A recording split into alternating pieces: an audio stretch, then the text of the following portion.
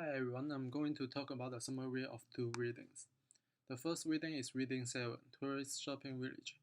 Shopping and tourism are becoming intertwined leisure activities that have led to the emergence of tourism shopping villages. In their article, they define tourism shopping villages as small-scale villages and towns that depend on retailing to attract tourists. Shopping is no longer a phenomenon exclusive to urban centers as rural regions have evolved into centers where service economics have continued to grow. The authors also point out that tourism shopping villages enjoy strategic location along high-traffic touring routes with major destination areas and urban centers. They also point out that such villages are distinct from urban centers and major tourist destinations in that they have small scale and rely heavily on specialty retailing. The authors also note that such villages are crucial and they can contribute significantly to regional development. Such examples of such places include Everton in New Zealand, Handorf in Australia, and Sedona in the United States. The main focus of the article is a study conducted by the South Australian Tourism Commission. In research, 206 respondents who were visiting Handorf, which is a tourism shopping village, were interviewed. The research revealed that the visitor came to enjoy German heritage food, beer, sightseeing, and participation in various other activities. Most importantly, the study found out that satisfaction of visitors was based on several parameters, including a shopping destination ability to provide a unique experience with a local flavor, value for money, local products that have unique quality and are regionally distinctive, as well as opportunities that allow for entertainment and bargain hunting. Murphy concluded their publication by suggesting that tourism shopping villages needs to focus more on visitors' leisure experience. They should attract more visitors who will derive greater satisfaction from their visiting experience. In my own experience, tourist shopping villages are a growing phenomenon in various parts of the world. A tour of Harbourtown Gold Coast confirms that the tourists have a great interest in shopping for exotic retail merchandise. Australian souvenir shops line the streets of the harbour town with sellers hoping to sell items to tourists.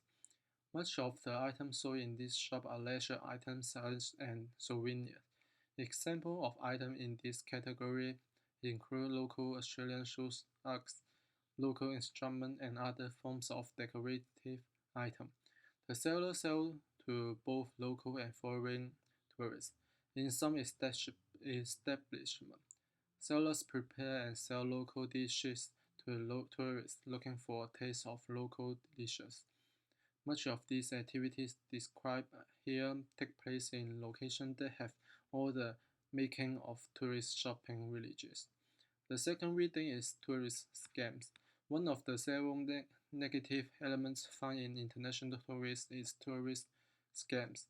According to peers, a tourist scam usually involves any fraudulent activity that targets tourists and is intended for financial and material gains. In his article, Pierce pointed out that while it is very common in many countries around the world, Pierce explored the future of tourist scams, where he sees the possibility of continued occurrence of incidents related to vice. The author knew that gullible tourists and tourists who hunt for bargain deals fall victim to scammers. Moreover, Pierce conduct research aimed at determining how to identify schemes and that are poised to serve the interests of criminals involved in tourist crimes and scams. Most of the scams in the study involve retail and social interaction. Additionally, Pierce reviewed the literature to understand how the people perceive victims of tourist scams and other crimes. The author therefore explored possible ways to mitigate potential scam practice in the tourism arena. In the tourism area. Study revealed that tourists are more vulnerable to certain crimes. According to Ryan and Hinder, tourists are more likely to experience break-in and robbery than other kind of aggressive crime. Peers, Peers named several types of scam usually target at the tourists, in particular deception of sphere of tourist service, general retail, and social contact. In conclusion, the author noted that the examples included in the study were derived from information reports found on websites about visitors' experience and other cases. In my own opinion, it is common to find instances where people take advantage of a tourist, especially if the tourist is a foreigner. The most common tourist scam usually involves people looking to buy items in foreign currency, and in this case, they may not fully understand local denominations of currency notes and coins. Usually, dishonest people take advantage of such person and overcharge them without the person's knowledge.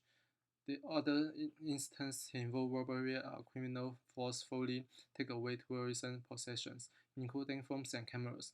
The most common scams involve social contact, where scammers pretend to forge a relationship with their victim with the sole intention of gaining material advantage from their target individuals. Numbers of person numerous persons have come forward with claims of victimization by the tourist criminals. Thank you for watching.